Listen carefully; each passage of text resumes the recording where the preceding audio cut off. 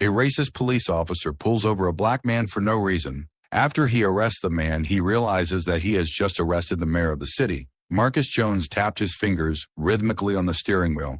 It had been a long day at City Hall, filled with back-to-back meetings and pressing decisions.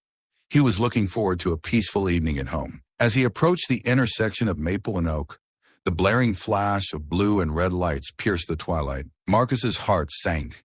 He hadn't been speeding or breaking any laws. His first instinct was to pull over safely and check his rearview mirror, where he saw the police cruiser parked behind him. He eased his car to the side of the road, the gravel crunching softly beneath his tires. The cruiser's engine hummed as the officer inside prepared to exit. Marcus took a deep breath, his fingers gripping the steering wheel a little tighter. The officer, a burly man in his mid-30s, stepped out of the car and approached with a determined stride. His uniform was impeccably pressed, and his badge glinted in the fading light. Marcus rolled down his window as the officer reached his vehicle. "Good evening, officer," Marcus said, his voice steady. "Evening," the officer replied curtly, leaning slightly into the window. "Do you know why I pulled you over?" Marcus furrowed his brow. "I haven't done anything wrong." The officer's eyes narrowed as he peered into the car, his tone sharp and dismissive. "Well, I'm going to need to see your license and registration." Marcus handed over the documents, trying to keep his composure. "Is there a specific reason you stopped me?" The officer took the documents, scrutinizing them with an air of suspicion. "I noticed you were driving a bit too close to the center line. I'm just making sure that everything's in order." Marcus glanced at the empty streets around them, feeling a rising sense of unease. "I don't recall crossing the center line. I've been driving this route for years without incident." The officer didn't respond immediately. Instead, he tapped the documents against his palm and studied Marcus with a steely gaze. "Where are you headed?" "Home," Marcus replied. "It's been a long day. I just want to get back." The officer's demeanor hardened. "You seem a bit too relaxed for someone who's been driving a bit too close to the center line." Marcus raised an eyebrow. Confusion etched on his face. "I'm just trying to comply with your request. I'm not sure why this is becoming such an issue." Without warning, the officer's tone grew more accusatory. "Well, let's see if there's anything else we should be concerned about. Step out of the vehicle." Marcus's heart raced. "Is that really necessary?" "I haven't broken any laws." The officer's expression remained stern. "It's a standard procedure. Just step out." Reluctantly, Marcus unbuckled his seatbelt and stepped out of the car. The officer began to search the vehicle, his movements methodical but laden with a palpable sense of hostility. Marcus watched from the curb, feeling a mix of frustration and apprehension. "I assure you there's nothing illegal in the car." The officer continued his search, muttering under his breath. "We'll see about that." Minutes ticked by as the officer rummaged through the car. Marcus noticed a couple of passing pedestrians casting curious glances their way, their expressions shifting from curiosity to concern. Eventually, the officer straightened up and faced Marcus, a smirk playing on his lips. "Well, everything seems to be in order, but I still don't like the way you're handling this." Marcus tried to keep his voice calm. "I don't understand what's happening here. Can I please go now?" The officer ignored the question. "You're not going anywhere until I'm satisfied. I'm going to need to run a check on your records." Marcus felt a knot of anxiety tighten in his stomach. "I'm not sure why this is happening. I haven't done anything wrong." The officer's gaze was unwavering. "Just sit tight. I'll be back with your results." As the officer returned to his cruiser, Marcus stood by the roadside, his mind racing. He glanced at his watch, noting the time. He was already running late. What should have been a routine drive home had turned into an unsettling encounter, leaving him with a growing sense of unease. As the officer made his way back, Marcus took a deep breath and tried to calm his racing thoughts. The night was settling in around them, and the quiet of Cedarville seemed to contrast sharply with the tension that had suddenly erupted. Marcus stood on the side of the road, the chill of the evening air seeping through his coat. The officer's cruiser was parked with its lights still flashing, casting a pulsing blue glow over the quiet street. Marcus shifted his weight from one foot to the other, trying to keep his anxiety in check. The officer, Reynolds, was seated in his car, his face illuminated by the dashboard lights as he spoke into the radio. The minutes ticked by slowly, and Marcus's frustration grew. He glanced around, noting the few passers-by who had stopped to watch the scene unfold. Their expressions were a mix of curiosity and concern, but none ventured close. After what felt like an eternity, Reynolds emerged from his cruiser and walked back towards Marcus, holding a clipboard. His face was set in a tight frown, and his eyes bore into Marcus with an unsettling intensity. "All right," Reynolds said, flipping through the papers on the clipboard. "I'm going to need to check your trunk." Marcus's patience was wearing thin. "I've already told you there's nothing illegal in the car. This feels excessive." Reynolds' eyes narrowed. "It's standard procedure. Now open the trunk." Reluctantly, Marcus unlocked the trunk and lifted it open. Inside were a few bags of groceries and a gym bag. Nothing out of the ordinary. Reynolds peered inside, his scrutiny giving way to a palpable sense of suspicion. "Anything else in here I should know about?" Reynolds asked, his tone dripping with condescension. Marcus sighed. "No, just groceries and personal items. Can I please go home now?" Instead of responding, Reynolds continued to inspect the trunk with an air of superiority. He seemed to take his time, as if searching for something to justify the stop. Marcus watched, growing increasingly frustrated as Reynolds' behavior became more intrusive.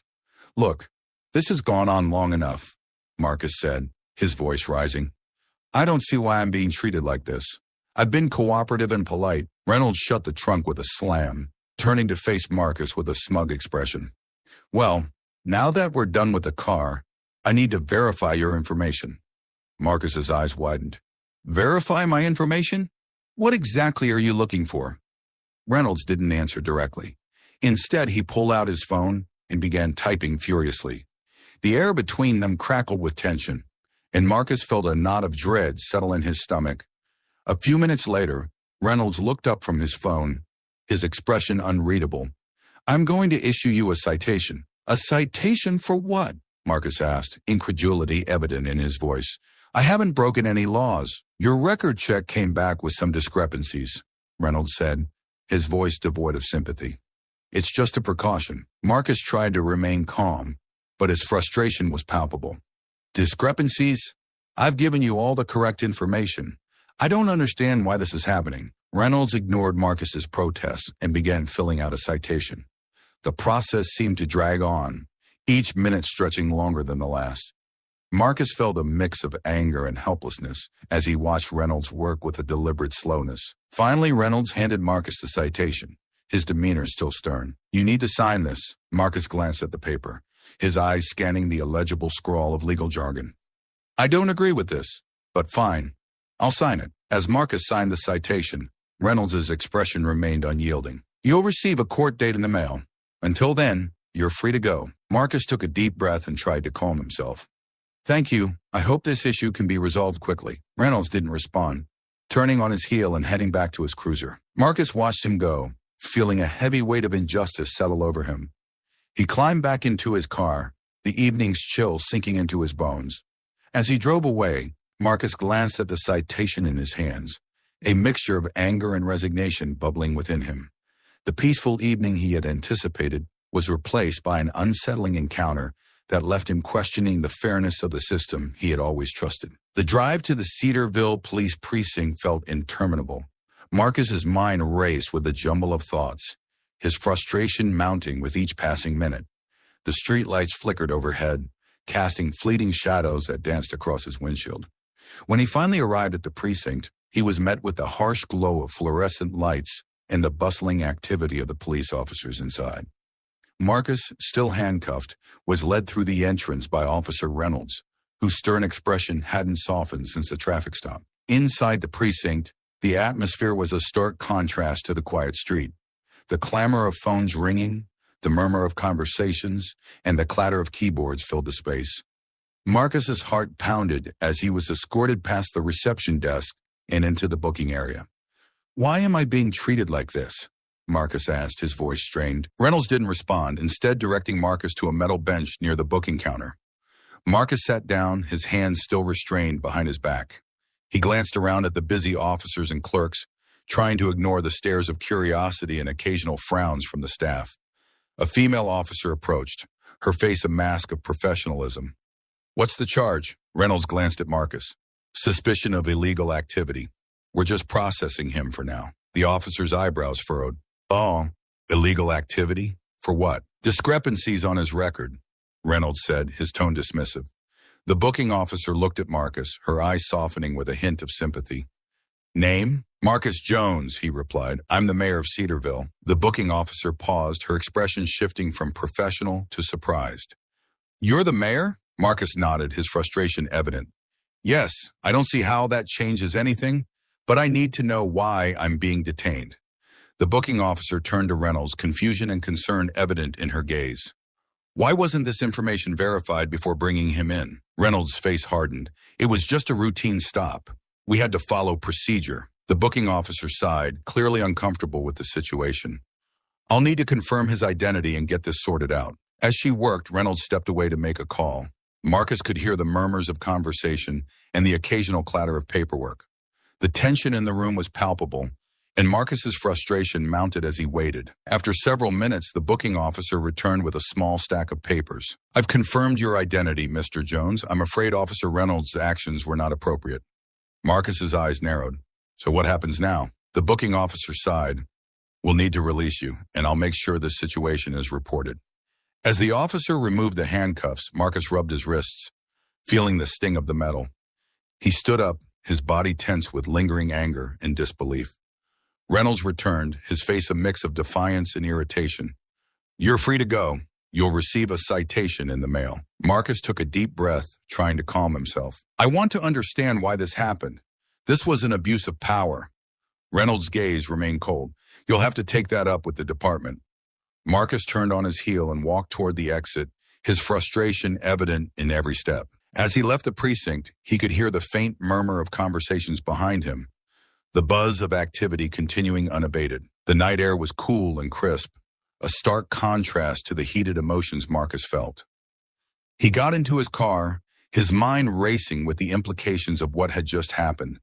The peaceful evening he had hoped for had been shattered by an unjust encounter, leaving him with a deep sense of betrayal and a growing determination to address the wrongs he had faced. As he drove home, the lights of Cedarville blurred past him. Marcus knew this incident was more than a simple traffic stop gone awry. It was a reflection of deeper issues that needed to be addressed. The road ahead was uncertain, but one thing was clear.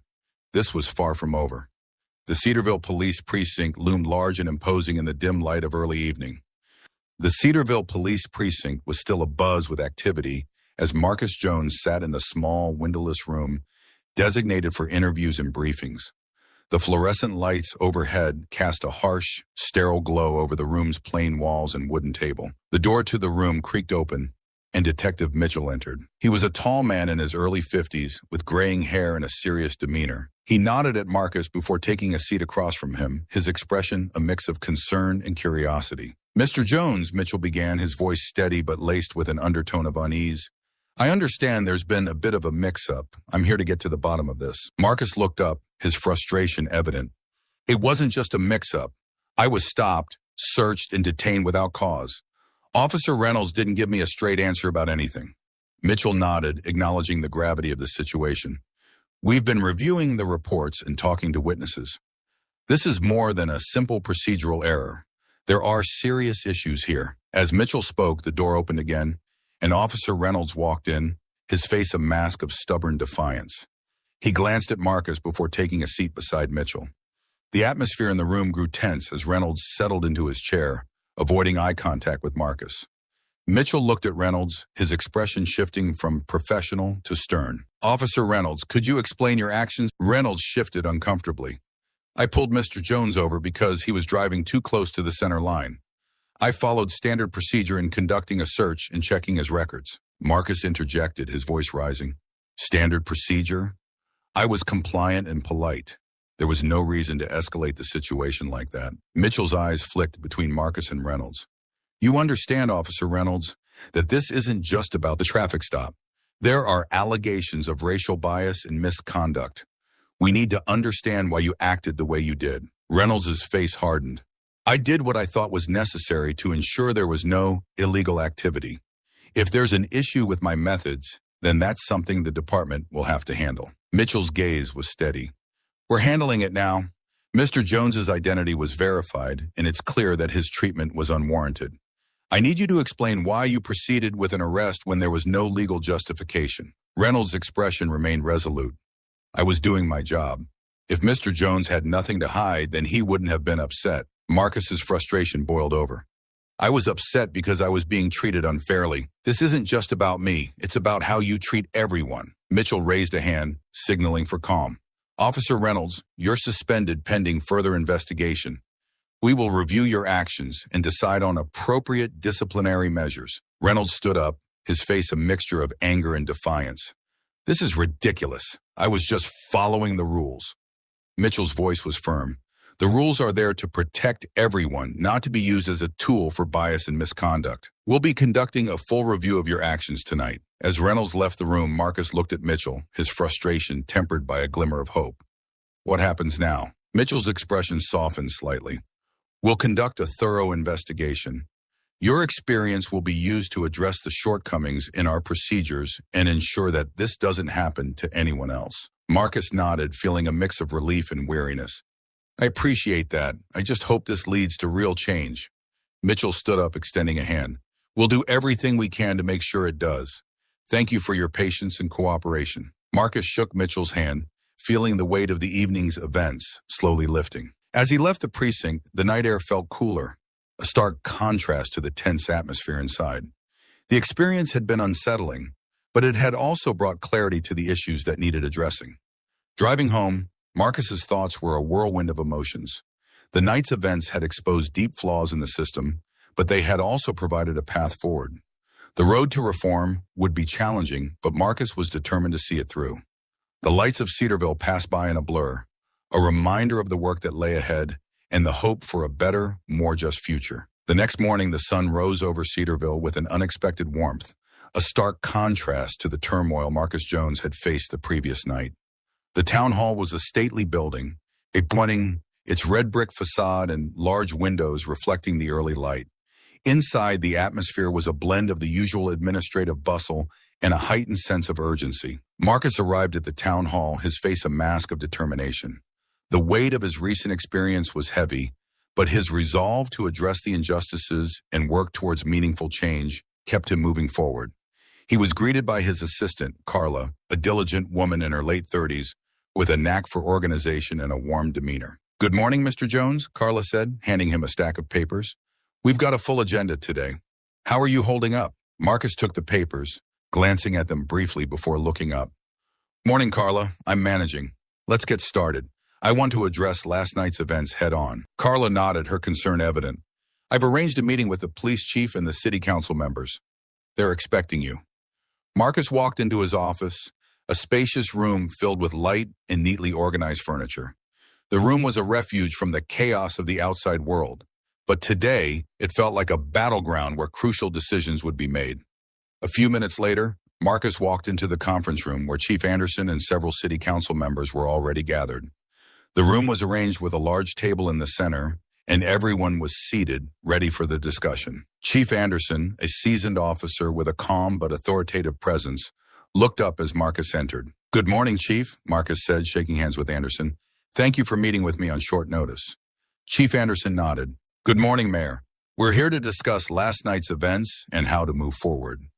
Marcus took a seat at the head of the table, his posture straight and his expression resolute. Last night's incident was deeply troubling. Officer Reynolds' actions were not only unwarranted, but also indicative of a larger problem within our police force.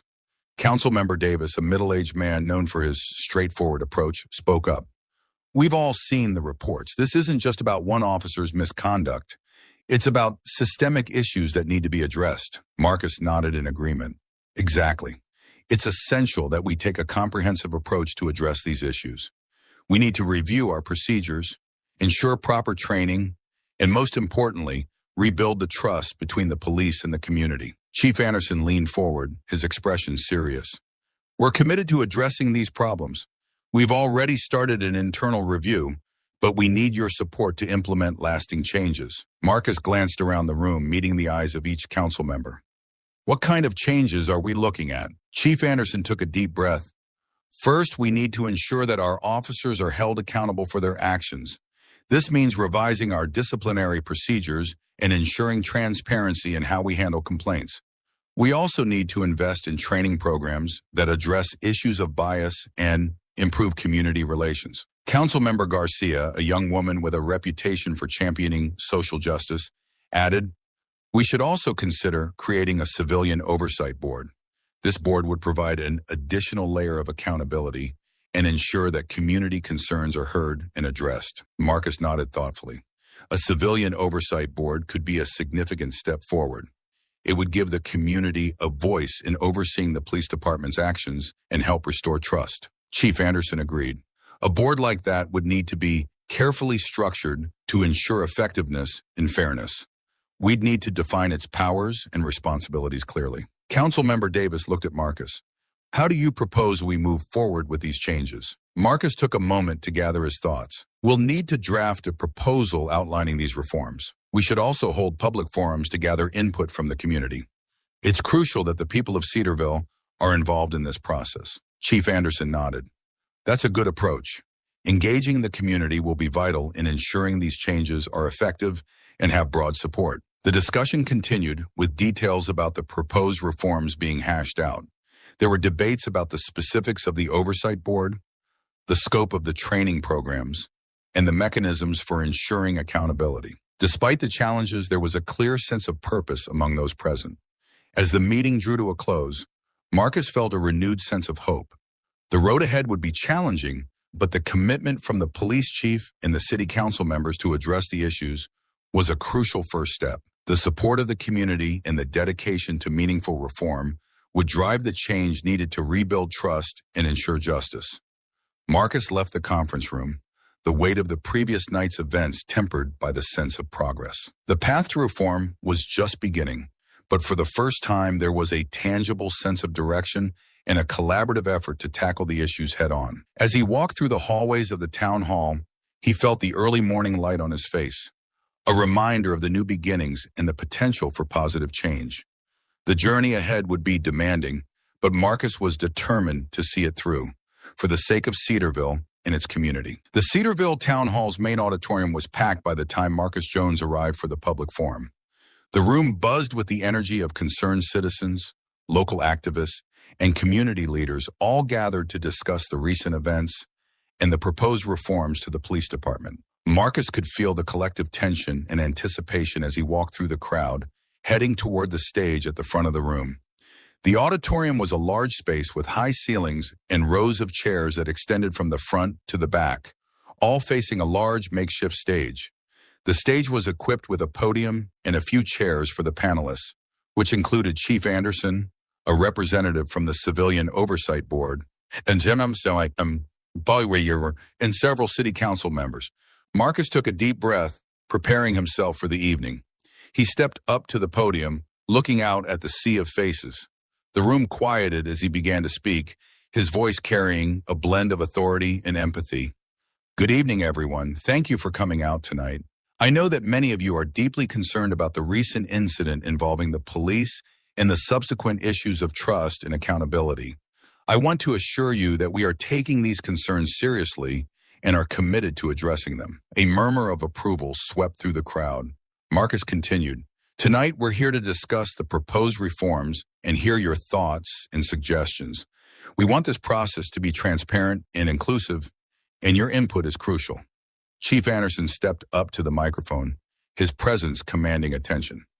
We've outlined several key areas for reform, including changes to our disciplinary procedures, enhancements to officer training, and the creation of a civilian oversight board. Our goal is to ensure that such incidents are addressed appropriately and that we rebuild the trust between the police and the community.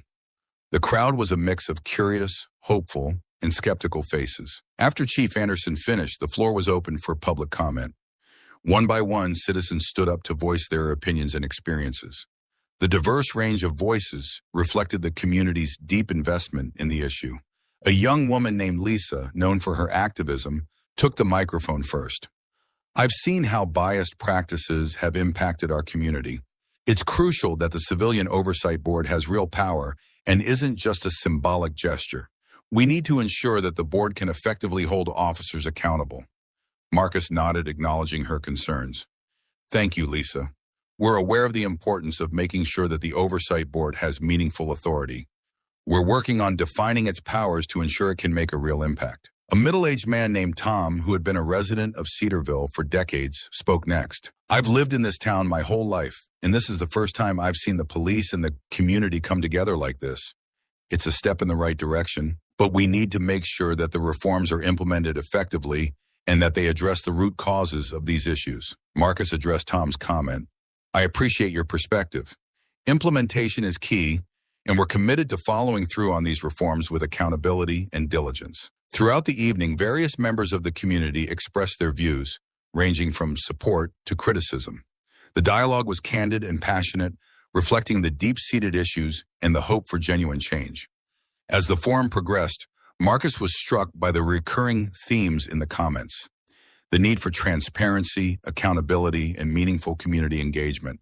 The public's engagement was a powerful reminder of the collective desire for reform and justice.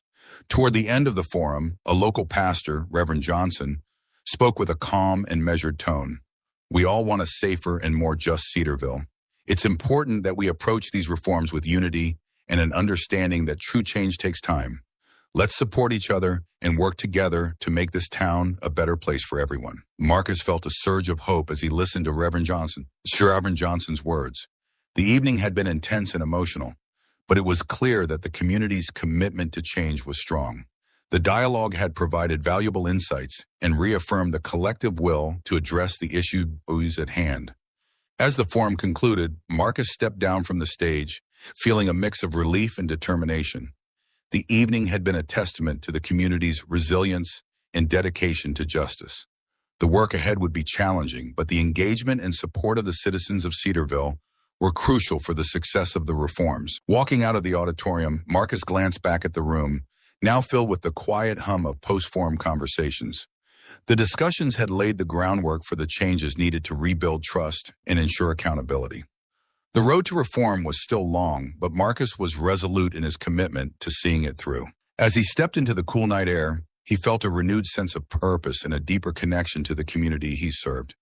The sun had barely risen over Cedarville as Marcus Jones walked through the town hall, the familiar morning routine tinged with a renewed sense of urgency. The public forum from the previous evening had set a clear path forward, and today marked the beginning of putting those plans into action. The office buzzed with activity, and Carla was already at her desk, sorting through a stack of documents. "Good morning, Mr. Jones," Carla greeted him as he entered, her tone bright despite the early hour. "I've got the latest updates on the reform initiatives and a few reports from the police department." Marcus nodded, taking a seat at his desk. "Morning, Carla. Let's go over everything. I want to make sure we're ready to hit the ground running." Carla handed him a folder containing the latest drafts of the reform proposals, along with a list of key action items. "Here's the draft of the Civilian Oversight Board proposal, along with the proposed schedule for the training programs. The police department has also sent over their initial feedback." Marcus flipped through the documents, noting the detailed plans for the Oversight Board and the training programs. The proposals were comprehensive, addressing many of the community's concerns from the forum. Still, he knew that implementation would require careful oversight and commitment from all involved. "Let's start by reviewing the feedback from the police department," Marcus said, scanning the pages. "I want to understand their perspective before we move forward." Carla nodded, tapping a few keys on her computer to bring up the relevant reports. "Here's the feedback from Chief Anderson and his team.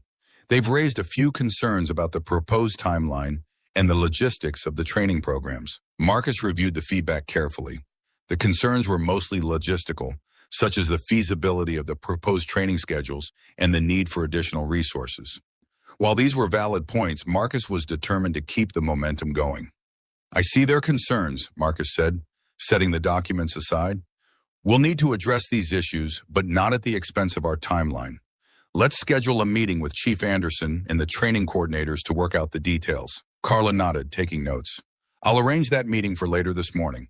I'll also draft a response to the police department addressing their concerns." With a plan in place, Marcus prepared for his meeting with Chief Anderson. He reviewed the key points of the reform proposals and formulated his responses to the concerns raised by the police department. As he walked through the town hall corridors, he felt a mixture of anticipation and resolve. The meeting room was set up with a large table and several chairs, and Marcus arrived to find Chief Anderson already seated, reviewing some documents. The chief looked up as Marcus entered, offering a nod of acknowledgement. "Good morning, Chief," Marcus said, taking a seat across from him. "Thank you for meeting with me. I want to address the feedback you provided and discuss how we can move forward with the implementation of the reforms." Chief Anderson nodded. "Good morning, Mayor. I appreciate your willingness to work through these issues. We're committed to making these reforms effective, but there are other practical considerations we need to address." Marcus nodded. "I understand. Let's start with the concerns about the training programs. What specific issues are you facing with the proposed timeline?" Chief Anderson reviewed his notes. "The primary issue is the availability of resources and trainers. The proposed schedule is quite ambitious, and we're concerned about our capacity to meet these deadlines without compromising the quality of the training." Marcus leaned forward, considering the chief's words. "We need to balance the urgency of these reforms with practical constraints. Perhaps we can adjust the timeline slightly and prioritize key areas of training. We can also explore options for additional resources, including external trainers if necessary." Chief Anderson's expression softened slightly. "That could work. We also need to ensure that the training is comprehensive and addresses all aspects of the proposed reforms." Marcus nodded. "Agreed. Let's work on a revised schedule that incorporates your feedback and ensures that the training remains thorough and effective." As the discussion continued, Marcus and Chief Anderson worked through the details of the revised training schedule and the logistics of implementing the Civilian Oversight Board. The dialogue was constructive, with both parties focused on finding practical solutions to the challenges at hand. By the end of the meeting, they had agreed on a revised timeline and a plan to address the resource concerns. Chief Anderson seemed more receptive, and Marcus felt a sense of progress. "Thank you for your cooperation, Chief," Marcus said as the meeting concluded. "I believe we're on the right track. Let's keep the lines of communication open as we move forward." Chief Anderson shook Marcus's hand. "I appreciate your understanding. We're committed to making these reforms work, and we'll do everything we can to support the process." As Marcus left the meeting, he felt a renewed sense of determination. The road ahead was still challenging, but the collaborative effort to address the issues and implement the reforms was a positive step forward. Walking back to his office, Marcus passed by the bustling activity of the town hall, a reminder of the community's engagement and support. The work of reform was just beginning, but the progress made in the meeting and the commitment from both the police department and the community were promising signs. Marcus sat down at his desk, the updated documents and action items spread out before him. The journey of reform was far from over, but with each step, Cedarville was moving closer to a future marked by greater accountability and trust. The challenges were significant, but the path forward was clear, and Marcus was determined to see it through for the benefit of the entire community. The Cedarville Police Department's training facility was buzzing with activity as officers gathered for the day's session. It was an unusually crisp August morning, and the early sunlight streamed through the windows, casting a bright glow over the room. The training facility was equipped with a mix of classrooms and practical exercise areas, all designed to handle various aspects of law enforcement training. Marcus Jones arrived at the facility, accompanied by Carla and a few of his staff members. Today was a significant day, the beginning of a new comprehensive training program designed to address the issues highlighted by the recent reforms. Marcus was eager to see the changes in action and to ensure that the training met the community's expectations. Inside the main training room, Chief Anderson was already at the front, preparing for the session. The room was arranged with rows of chairs facing a large presentation screen. Officers were seated, chatting quietly as they waited for the session to begin. The air was filled with a mixture of anticipation and curiosity. Marcus walked to the front of the room, where Chief Anderson greeted him with a nod. "Good morning, Mayor. We're ready to get started. Thank you for joining us today." Marcus smiled, feeling a mix of excitement and nervousness. "Good morning, Chief. I appreciate the opportunity to observe the training. I'm looking forward to seeing how these new programs are implemented." As the session began, Chief Anderson introduced the day's agenda. Today's training will focus on bias awareness, community engagement, and revised disciplinary procedures. We have several guest instructors joining us to cover these topics comprehensively. The first session was led by Dr. Elena Martinez, a renowned expert in bias training. She began with an engaging presentation on the impact of unconscious bias and its effects on policing. The room was attentive, and the officers listened carefully as Dr. Martinez outlined practical strategies for recognizing and addressing biases in their daily interactions. Marcus observed the officers' reactions closely. Some seemed engaged and thoughtful, while others appeared skeptical. The content was challenging, but Marcus hoped it would provoke meaningful reflection and change.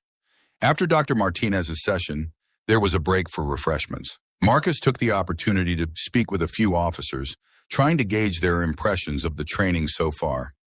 Officer Collins, a middle-aged veteran with a gruff exterior, spoke candidly. "It's good to see some new perspectives being brought in.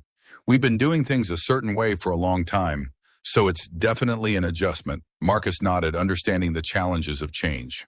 "I appreciate your openness.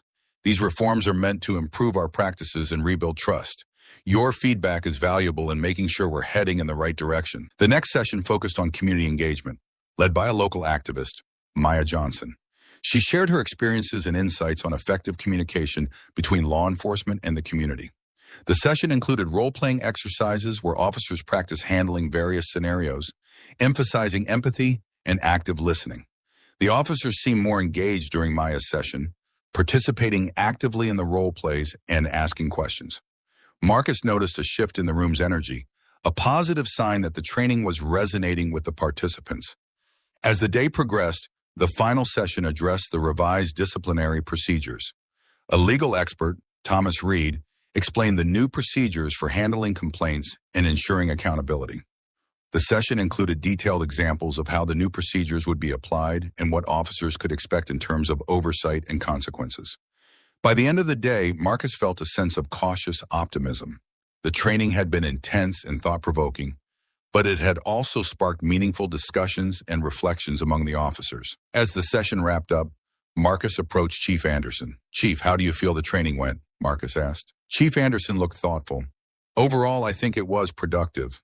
There's a lot of new information for the officers to digest, but the sessions were well received. We'll need to follow up with additional training and support to ensure these concepts are fully integrated into our daily practices." Marcus nodded in agreement. "I'm glad to hear that. It's important that we keep the momentum going and continue to provide support as the officers adjust to these changes." As the officers filed out of the training room, Marcus took a moment to reflect. The training day had been a significant step forward, but it was just the beginning of a larger process. The commitment to reform would need to be sustained through ongoing training, community involvement, and consistent oversight. Marcus walked out of the facility, the crisp air feeling refreshing against his skin. The day's events had shown that while change was challenging, it was also possible and necessary. As he drove away from the training facility, he felt a renewed sense of determination.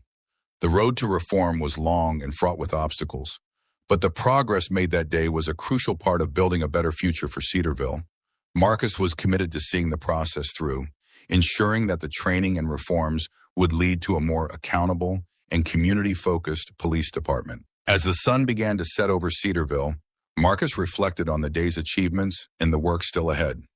The journey of reform was ongoing, but with each step, the town was moving closer to a more just and equitable future. The days following the implementation of the new police training program were filled with anticipation and cautious optimism. Cedarville's community, having actively participated in the discussions and reforms, was eagerly watching to see the tangible outcomes of the changes. Marcus Jones felt the weight of responsibility as he prepared for the evening's town hall meeting, where he would provide an update on the progress and address any concerns from the public. The town hall was once again filled with residents, their faces reflecting a mix of hope and skepticism. The large room was arranged with rows of chairs facing a stage, where a panel of officials, including Marcus, Chief Anderson, and several city council members, was ready to address the community.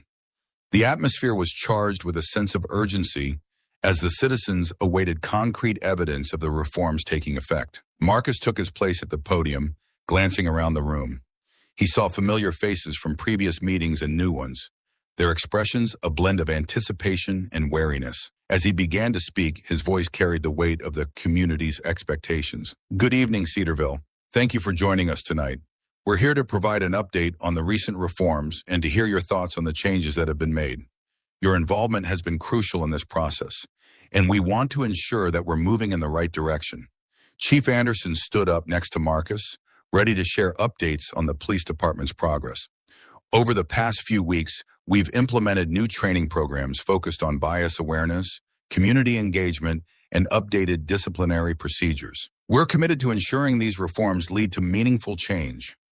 The room was quiet as Chief Anderson spoke, the audience attentive and serious. After his brief update, the floor was open for public comments. The first speaker, Lisa, who had been vocal at the previous forum, took the microphone. "I appreciate the efforts being made," Lisa began, her tone measured but firm. "However, we need to see consistent results. Are there specific metrics or benchmarks that we can look at to evaluate the effectiveness of these reforms?" Marcus nodded, acknowledging the importance of transparency. "Yes, Lisa, we're working on establishing clear metrics to evaluate the success of the training programs and the overall impact of the reforms. We plan to release regular reports to keep the community informed about our progress." As Lisa returned to her seat, Tom, the longtime resident who had previously expressed cautious optimism, stood up. "I'm glad to see the changes happening, but what about ongoing communication with the community? How will we ensure that feedback continues to shape the reform process?" Marcus responded, "We're committed to maintaining open lines of communication. We'll continue to hold regular town hall meetings and provide updates through various channels. Community feedback will remain a key part of the reform process." The next speaker, a young man named Jordan, raised a concern about recent interactions with police officers. "I've noticed some positive changes, but there are still moments when I feel like the officers don't fully understand or respect the community they serve. What steps are being taken to address this?" Chief Anderson addressed Jordan's concern. "We're aware that building trust takes time. Our training programs are designed to address these issues, and we're continually evaluating and refining our approaches. We encourage ongoing dialogue and feedback to help us improve." The comments continued, a mix of praise, concern, and suggestions. The discussions were candid and reflective of the community's diverse experiences and perspectives. As the meeting progressed, it became clear that while progress had been made, there was still work to be done. Reverend Johnson, who had spoken positively at the previous forum, offered a perspective of hope. "We've seen positive steps forward, but let's continue to work together to address the remaining issues. Change is a process, and it's important that we remain united and focused on our shared goals." Marcus appreciated Reverend Johnson's words of encouragement. "Thank you, Reverend Dickelson. It's essential that we stay committed to this process and support each other as we move forward." As the meeting drew to a close, Marcus and Chief Anderson took a moment to reflect on the evening's discussions. The community's engagement was a testament to their investment in the reform process. The feedback provided was valuable and highlighted both the progress made and the areas needing further attention. Walking out of the town hall, Marcus felt a mix of satisfaction and resolve. The community's response had been thoughtful and constructive, reinforcing the importance of continued transparency and engagement. The path to reform was ongoing, but the collective effort of the town was a powerful force for positive change. The night air was cool as Marcus left the town hall, the quiet streets of Cedarville reflecting the calm after a busy and meaningful evening. The work ahead would be challenging, but with the support and involvement of the community, Marcus was confident that Cedarville could continue to build towards a more just and equitable future. As he drove through the town, Marcus felt a renewed sense of purpose. The journey of reform was far from over, but each step taken was a step towards a better Cedarville, guided by the shared commitment to justice and community.